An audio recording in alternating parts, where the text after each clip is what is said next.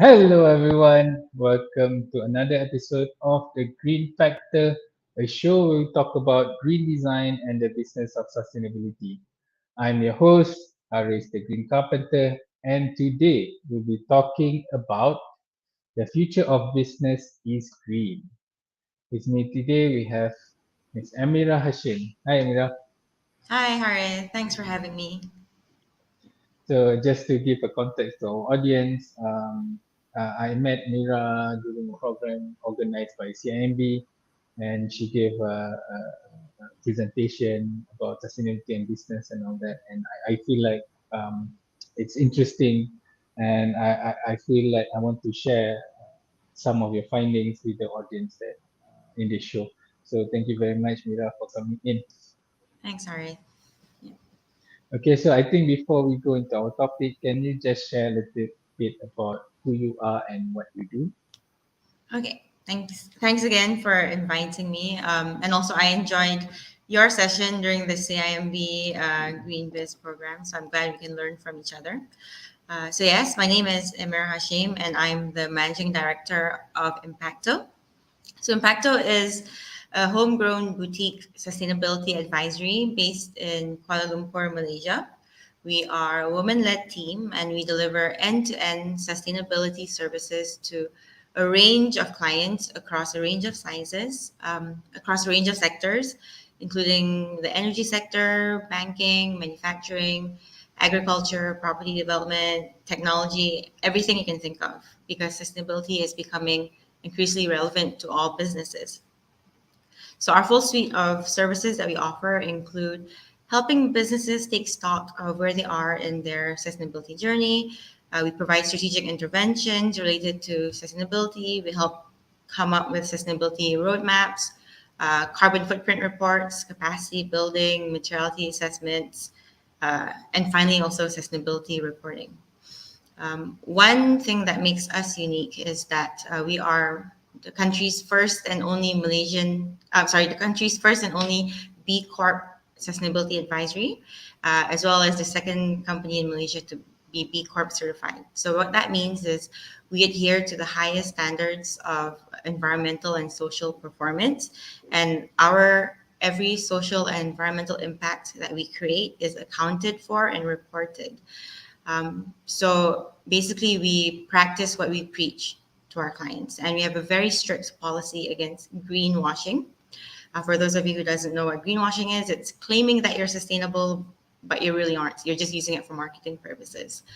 So I'm bringing this up because to become properly sustainable, we want to be able to work with sincere leaders who have either demonstrated their willingness or their capacity to influence change in the way they operate and align with Impacto's vision of putting profits to a purpose and leaving nobody behind. Yeah.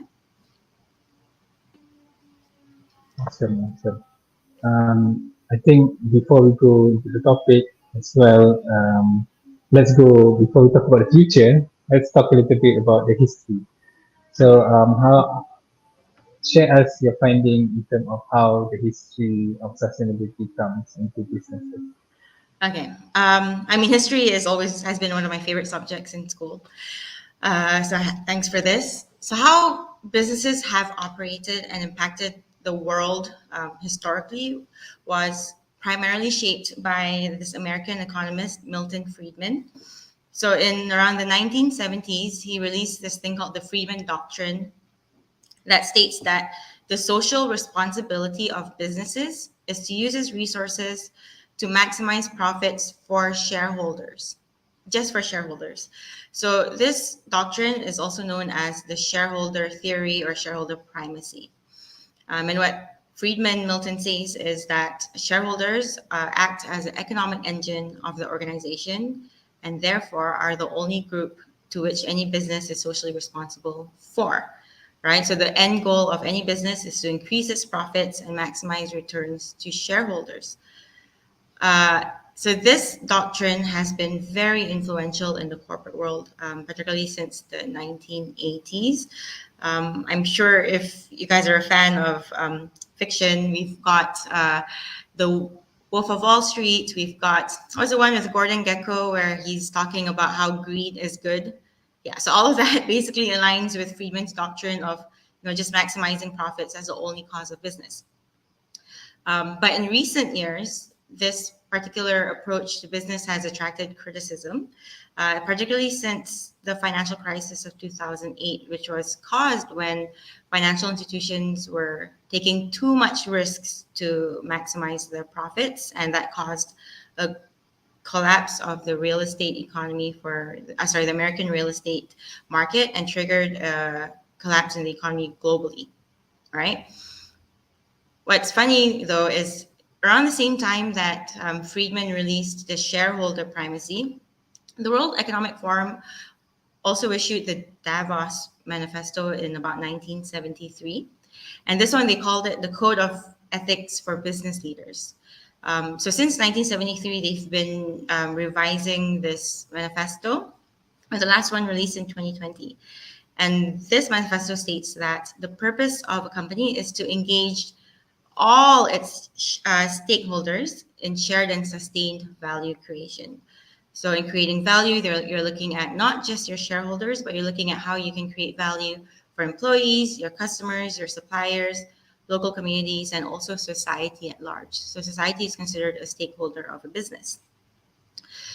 So the Davos Manifesto emphasizes on the best way to understand and harmonize the diverse interests of all your stakeholders, which will create long-term prosperity of a company. So right now, this is it's actually surpassed the Friedman Doctrine, and companies are understanding that they need to align with uh, stakeholder primacy instead of shareholder primacy. So, stakeholder primacy being you're trying to create value for all stakeholders. So, this is the underlying approach to any sort of sustainability agenda for businesses. You need to understand what you need to do as a business to create positive value for everybody involved in your business, everyone who will be impacted in your business. So, with recent years, this Davos Manifesto has gained more traction, and financiers, stakeholders, businesses, they realize that you can't just maximize profits to become sustainable as a business itself. You have to look at the interests of everybody. Yeah. Thank you for the short history lesson. So I'm not a history buff, but I like to get the summary and all that. Because it's interesting. Because in Malaysia as well, it's not a new thing. There's been push for it and all that, but we have seen a lot of it being done now. I mean, now it's like crazy. Everyone talks about sustainability, Yes. like big company, even small companies, brands, all of them talk about ESG and sustainability and this kind of thing. So my question is like, um, what drives the current demand? Because it's not a new thing, but suddenly Mm-hmm. now it's like suddenly a big thing. So what drives it? Yeah. So, I mean, in Pacto, we've been around since 2017. So we've had the privilege of seeing that shift because because 2017 is not that long ago, but even back then, there was no sort of a poor understanding or awareness of sustainability. People didn't really hear the term ESG yet. So we were knocking on doors trying to inform businesses that this is going to happen soon enough. The market will shift in towards ESG and sustainability, and true enough, that has. And I would say that COVID-19 has actually been a real turning point, and personally as well, I see that difference. So COVID-19 was when people start to realize that businesses need to integrate ESG risks. So when I say ESG, it's environmental, social, and governance. Yeah. So ESG risks into their risk management profile. COVID-19 showed that there is a strong linkage between ESG and your overall business performance and resiliency. So for example, the pandemic. So pandemics are an ESG risk, right? And when that happened, it caused so much disruption across value chains, across businesses. A lot of businesses had to close down because they were not prepared for the pandemic. But what we found was ESG aligned businesses and investment funds that they were more prepared to mitigate the shock, and they were able to outperform the market when the pandemic hit, according to S&P Global. So this was what we sort of needed as a strong evidence for the business case of sustainability to show how it can generate strong returns for companies. So I would say COVID-19 has sort of acted as a litmus test for climate change, which is going to be an even bigger ESG risks for businesses.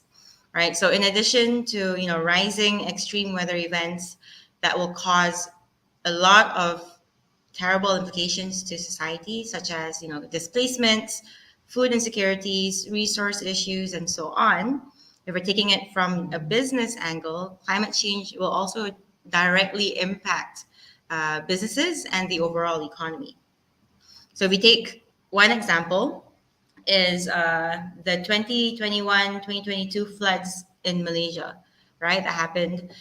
So this is just an example of one extreme catastrophic weather event, and it led to more than 40,000 people displaced and evacuated, and also 6 billion ringgit in financial losses from just one event, right? So, with that said, with the future in mind, all of these sort of investors, financial institutions, they started demanding more from their businesses in terms of their climate risks and ESG in general.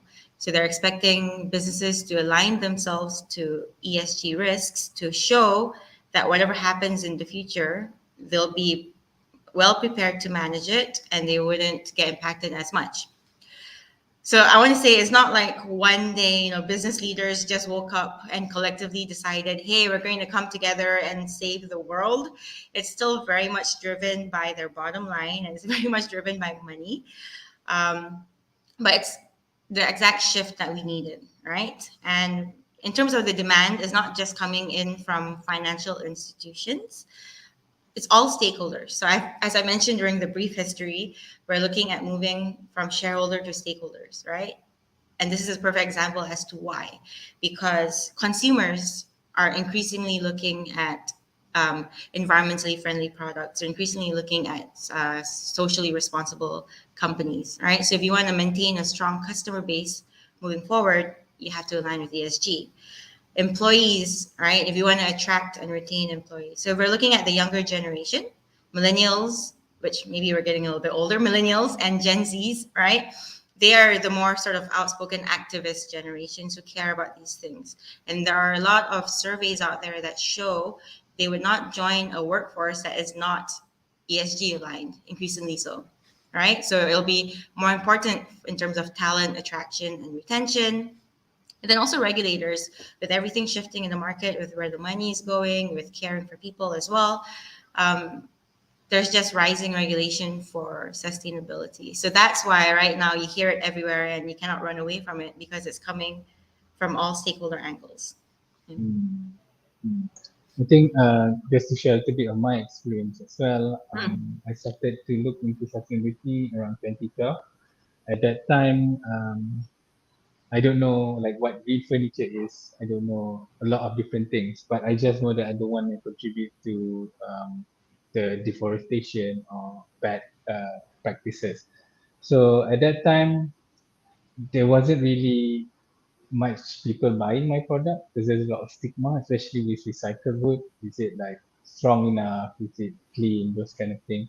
But the the the trend of the hipster cafe helps with that. So a lot of cafes using recycled furniture, recycled, so it start to grow the my business and also the industry itself. So we have a lot of players coming in, and it thrives in a way. And but still, it's a selected group of people, selected community.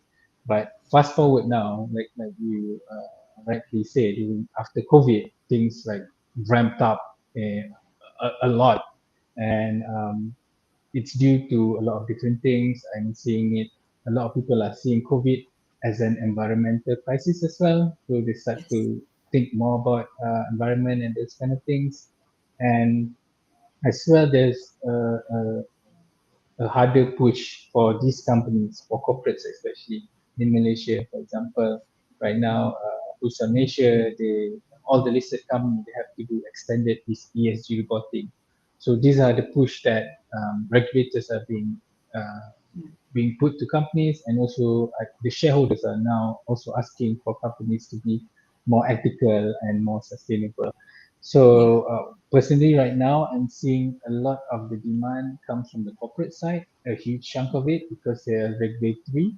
Um, uh, they have to do it, but at the same time, our B2C and SMEs are also coming up, because what I'm Yep. seeing is because of the scope three of this large organization, SMEs also will be affected. People, if you want to work with large organization, you need to comply. So eventually, everyone needs to comply. Yeah. And yeah, so hmm, That was the sort of key point that you made in terms of the rising regulations. So Bursa Malaysia's enhanced reporting requirements, right? They've always asked companies to report on sustainability for a few years now, but more recently, last year, they've released enhanced reporting disclosures. So a thing that so sorry, these reporting disclosures will be enforced onto the listed companies, so those under the purview of Bursa Malaysia, right? However, I get a lot of questions from SMEs who say, "Why should we look at it?" Right? This is something the regulations don't affect us; they're affecting the large corporations. But those large corporations will be your clients, right? They are your customers as well, and they'll be shifting the value chain. Like you mentioned, in terms of scope three, right? They're starting to look at what their supply chains are doing in terms of ESG. Yeah. So, uh, wherever you sit within the value chain, these big corporations will be coming in and asking you, hey, uh, what's your environmental footprint? What's your carbon emissions this year? And so you need to get yourself prepared for that. Because if you don't do that, then they'll go seek services for companies who are doing that. So again, it's all about that business case of sustainability. If you want to remain relevant and competitive, no matter what size you are, you have to do this because this is where the market is hmm. shifting. And I'm seeing it like, because I foreseen this at that time, Mhm. because there's no demand as much, but I'm seeing like in the future there will be, and now we are here. And Yeah. what I'm seeing right now is, if businesses don't take advantage or don't make the first step, it will be like digitalization. Right now, if you don't have Yes. website or online presence, you are considered irrelevant, and you will slowly be phased out. And that is what I'm seeing with sustainability as well. Eventually, everyone will want to have sustainable options and or products. So if you don't do it, then you'll be phased out. So this is Yes. where the next question would be like, right now, once you are aware of it, like, what do you see the challenge for businesses to start their journey or like look into this space? Okay. So I always see about three things, especially in terms of the Malaysian market that companies are facing, right? So the first one is in terms of this current sustainability standards, frameworks, whatever is out there, the information, they're being shaped by international bodies with more developed economies. So this does not necessarily consider the different sort of regulations, culture, or resources are available for the Malaysian market. So I think that's one thing is where do you start? Because everything that is being put, that's coming from across the pond or boundaries might not be exactly what we're looking for in terms of that local context, right? So that's one. The next is sorry, one second. I'm getting a knock on my door. This is the perils of working from home. Harith, can you just It's give me okay. two I minutes? will cover you for a while. Yeah, so guys, I think, and this is the beauty of live show as well. There's a lot of things happening, and this is raw. This is unedited. So do bear with us, and like, yeah. So while we wait, I think I'll just share a little bit about my challenges when we want to adopt sustainability as a holistic way. There's a lot of push from the internal and also external. The internal, we have our staff that is complacent, not to say complacent, but it's resistant to change a little bit. So that is where the internal struggle for me might be, and was. At the same time, it's also external. Sometimes our old customer don't see the need for it. So why are you charging more for the same thing, or Yeah. like why do you need to have all these kind of things? So for me, it's both internal and external. And now Mira is back, so she will share more about Sorry the about that. current situation. No worries, no worries. Yeah. That's the beauty of live show. That's yeah, exactly, exactly. And working from home, so you Okay. get both. Um, Yeah. so yeah, but yeah, I agree. I think in terms of that understanding, right? In terms of internal understanding as well as external, because your business does not just work on your employees, but who your network of partners are, your suppliers. So getting everybody aligned with what your sustainability priorities and agenda is also a challenge. Um, in terms of that awareness, it comes with that need for talent and expertise, right? So like you mentioned before, it's growing at a rapid speed in terms of sustainability and the sustainability market.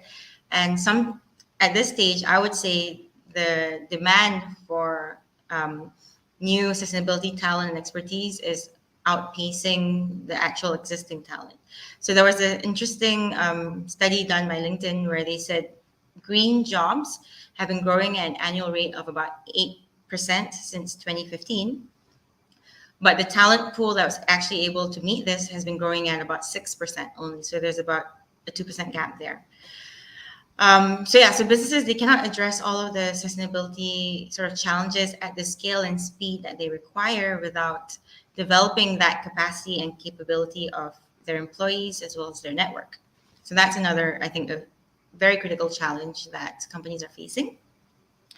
And then lastly, from like something that I hold very close and dear is the way that companies are approaching sustainability is they see it as a more compliance issue, right? So if it's not a regulation yet, um, they're not going to do it. They're just waiting for it to be a regulation, and then they're ticking boxes.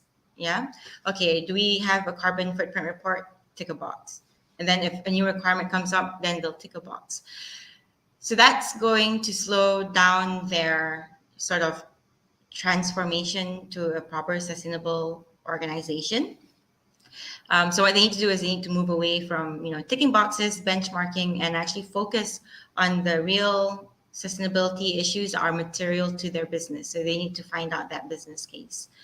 Um, since we were mentioning about history earlier, are you aware about the people, planets, profits, the triple bottom line? Yeah. So that term was coined by John Elkington in the 90s, and he basically said that businesses need to look no longer at just that one financial bottom line. There's a triple bottom line. So it's looking at their profits, yes, but also their bottom line on the planet and on people. Okay, so this was something that businesses actually adopted. They're like, oh, this is great. There's like this guideline that we can, look to, ticking these boxes, understanding what we need to do. And then John Elkington actually came out after about 15 years releasing the triple bottom line to pull it back. He did a recall. He's like, no, I don't want you guys to use this anymore because it's being misused. Right now, you're using it as an accounting tool without actually doing any real transformational change within your organization. You're just using it to report and account for what you're doing. So he's like, if you're going to do sustainability, you have to do it properly. So I think there's that challenge too of really moving, getting a clear idea and mindset on sustainability. Yeah. Understand. I think you've touched a little bit about the manpower or the skill set that the talents in the industry, and I'm seeing right now the hot jobs are now sustainability officer, sustainability executive, and those kind of things. And it's right now it's such a huge demand that I think it's kind of like surpassing IT in a way right now. So that is what I'm seeing, and the demand is there, but also the supply is very less. So Yes. I think it's quite a real challenge, and for me as well, because we I'm personally involved in it, in the research and development of it. So the learnings that I gather like now is more than a decade we are doing this. There's so many things to learn. So these Yeah. are some of the challenges as well. It's not a one solution. It's a lot. Yeah. So but with challenges there also come opportunities. It's a blue ocean and there's a lot of things happening in the space, very exciting things. So why don't you share a little bit about the opportunities in this space? Yeah, so I mean, we've touched upon quite a lot in terms of how the market is shifting, how consumer expectations are shifting, right? So I think just a huge business gain from it is the fact that you're able to tap into all this emerging green markets that's coming up. There's because there's so much sort of scrutiny, there's so much expectations on going low carbon, like globally, to meet the Paris agreements, which is to limit global temperature rise to below 1.5 degrees. Lots of countries are coming together. They've pledged to it, including Malaysia. All right. To meet all of this, the there's more money being funded into green companies, right? So in terms of getting access to capital, there's a huge opportunity there. We're looking at it from a financer's point of view. That's where they're pumping money in. If you are a traditional oil and gas company that's not going green, money will be taken away from you and it'll be put into more renewable energy sources. So those companies who have long been trying to drive renewable energy, they're getting their gains now. And this goes across anything that's related to green, essentially.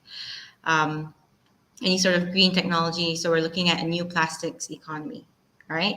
Or a circular economy. So in terms of that, companies that are able to provide solutions where you're not producing waste, but it's being reused as a resource, right? They're getting more access to financing and capital as well as more clients and consumer bases. It's all about meeting all these different companies and nationals and countries' sustainability targets. So if you're able to deliver on these solutions, you're going to get business and you're going to get access to financing. So that's one. But then also, I mean, traditionally, if you're going green, right, that just means you're using less resources, you're using less energy, less material, and by using less consumption, you essentially save money there. So there's a lot of cost savings and efficiencies. So that's one thing that I think businesses need to understand is going green might require some upfront capital if you're currently not green to transform your operations into something a little bit more energy efficient or low carbon. But once you've done that initial investment, in the long term, you'll be able to reap the benefits and replenish that capital through cost savings as well. Right. So that's another one. And then finally, in terms of, we've talked about this a lot, but the stakeholders, your stakeholder trust, more and more so it's becoming important for stakeholders, customers, regulators, investors to see that you're green, right? So to be able to build your credibility and reputation and trust as a business, by going green, you help do that. So, as Impacto, as a B Corp certified company and one of the only ones in Malaysia, that's our credibility there. And that itself is our competitive advantage. So we're looking at it from that business point. We're able to say, hey, we truly are green and we're able to build that trust. Yeah. And you, Harith, if I can pass the question back to you, because I know that you're doing very similar work and I think you are the perfect sort of case study for how going green has definitely impacted your financial bottom line, right? So if you can share as well with your audience what you've been doing. Sure, sure. I think like it started off as just an environmental target because we don't want to contribute to more deforestation and unsustainable practices. So that was the initial reason why we adopt sustainability. But after doing it for a few years, we noticed like there's a lot of benefits of having sustainability in the middle of the company. So when you say the middle is most of the if not all of our decision making, we put sustainability aspect or perspective to it. So what we found out, we there's a couple of benefits. Like for example, we reduce our costs, we increase our margin, we create new revenue source, and right now we Mhm. are getting a lot of smart talents that want to work with us, and now investors as well coming in to be part of us. And these are all not environmental benefit; these are all business benefit. And like you rightly said, sustainability has become a competitive advantage for us, and Yeah. that's why for me I found like, hey, this is something that I need to share, because people always see sustainability as a cost, as a something that is burdensome, but actually if you do it in a proper way and see it more as a journey rather than doing everything at one go, it's going to benefit you in the long run. And that's why I decided to pick up activism and focus my work on getting more businesses to adopt sustainability. Because Mhm. right now we are seeing a lot of the time when businesses are confronted with sustainability issue, they have either activists that said that they're doing wrong, blah blah blah blah, and all that. So the way these activists engage with businesses is always attacking. And for me, because I'm a business person, so their concern is also my concern. So when I Mhm. talk to them, it's on what, their eyes, their lens, right? Yeah. So that's where I see myself in. And I need around more than 10 years to gather all this. And I just hope that if I can help people, they don't have to go to a decade. Maybe they can do it within 2, 3 years. So that's Yeah. from my side. And opportunities is a lot, especially corporates right now, but eventually more and more people who want new products. Yeah, that is my perspective and Yeah. my view on the opportunities. So we are almost at the end of the round, but before we Mhm. go into the future trend, I want to ask more about the opportunities, like what you have, that you can share with the audience that people can take part of. For Impacto, Yeah, as a impact or what? yeah. Okay, because I'm always Or like seeing the company that you work with. I don't know if you can share some of it, like I don't know, CIMB or whatever. Yes, yes. So I mean, everything that you've just mentioned, what you've the gains that you've gotten, which aligned with what I mentioned previously as well in terms of bigger margins, cost savings, more access to new markets that might not be there. All right, that happens across different skills, across different sizes of our organizations as well. So for Impacto, a lot of our commercial work is with large companies, so CIMB, uh, Telecom Malaysia, Touch and Go, and so on. All right, and the reason that they're doing it is because of the opportunities that await for them too. Yeah. Um, so everything that you mentioned in terms of the access to financing, right? In terms of getting listed on Bursa Malaysia's FTSE for Good. So this is the stock exchanges index for ESG aligned corporations, right? Because that's just shows that that's what companies are looking at to be able to demonstrate that you're being ranked as more improve ESG performance. Yeah, those are all the gains that they're getting right now, and from there they're able to build more trust and more savings. So it's all about that bottom line, right? It's translatable to almost all businesses who align themselves to sustainability. So that's one thing that us as advisors for our clients, we tell them, yes, sustainability might feel good for the soul, but that's not what we're advising you to do it, right? It's very much what is that business case, because it's definitely there for regardless of the size of the organization. Yeah.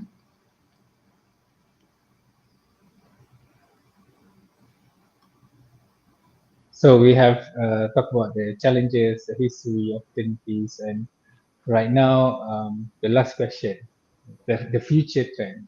How are you seeing sustainability will be implemented in business, or how do you see it? Yeah. So everything that you're seeing right now that that shift towards sustainability is just going to accelerate and gain more traction and momentum, right? So the first big part of sustainability and what a lot of people think about when they think about sustainability is that climate change aspect, right? The pressure and urgency to act on climate change and to mitigate climate change risks on the business is shaping the whole business market. So we're looking at the trend in terms of trade, right? The international markets, they're expecting more responsible sourcing to meet all these different climate targets. So Malaysia is a huge sort of trading market with key trading partners. And majority, I think over 50% of Malaysia's key trading partners have a net zero 2050 goal, meaning they want to achieve a net zero economy by 2050, right? Um, Increasingly so, all of these different markets also have carbon pricing, carbon taxes. So if you want to continue exporting and trading to these places, that's where the market is shifting. It's only going to increase. So just last year, the EU announced the world's first carbon border tax, right? The carbon border adjustment mechanism, where they're going to start charging their local companies taxes on whatever their exporters are bringing in. Okay, so that just means that these companies are going to start asking you as an exporter to report on your carbon, and if it's too high, they'll get taxed high. They're not going to go for you. So that this is just a perfect example of where the whole market is shifting. We cannot think that sustainability is just something that's happening in the international markets and it's not impacting us. It's actually being cascaded all around. Yeah. So with that being said, with that's where the money is going, that's where businesses are going, there's going to be increasing regulation. So everything that we've just mentioned previously, we're only seeing the beginnings of it. It's going to be more on steroids as the years come by. Yeah, in terms of the regulations, in terms of the expectations. So those are sort of the expected trends that we're looking at within the next couple of years. Something else I want to touch upon is we've spoken quite a lot in terms of the climate change aspect trends because that's what's being spoken about the loudest. But sustainability, as we've been saying, is ESG, right? We've been referring to it as ESG. So climate change is just one portion of that, the environmental aspects. But we cannot actually have sort of carbon tunnel vision. That's what a lot of companies are doing. They have this carbon tunnel vision where they're just looking at setting carbon targets, setting carbon roadmaps, but they're missing that broader sustainability agenda, all right? Because there are going to be a lot more sustainability risks that will come up. We're looking at things like biodiversity if we're still talking about the environmental risks, which is actually more urgent than climate change to some extent because if I'm getting a little bit more technical here, there's these things called the planetary boundaries. And while climate change, yes, we've breached it, biodiversity has been breached even further, but we're not looking at it, right? Human rights, social issues, all of that, labor issues, they're getting more and more traction as well. So if companies are just focused on climate change as their sustainability strategy, but they're not looking at the other aspects, then they're going to lose out as well. So don't get that carbon tunnel vision. Look at the broader scale and customize it to the business. Yeah. Understand. I do wholeheartedly agree that sustainability is such a broad issue. Right now, we have to look into other things as well. Right now, like even with the show, we talk about mental health and sustainability, cultural preservation and sustainability. So there are a lot of these elements that needs to be explored as well, and not just carbon and all Yeah. that. So I think with that, speaking about culture, uh, an audience with me said Selamat Hari Raya Emeera and Haris. So Thank you. yeah, so thank you very much Yumi, for tuning in, and to everyone else, to the audience. If you want to connect with Mira, you can go on LinkedIn Emeera Hashim. If you want to know about what they do, you can go to their website, Impact to That Mind. With that, thank you very much, Mira.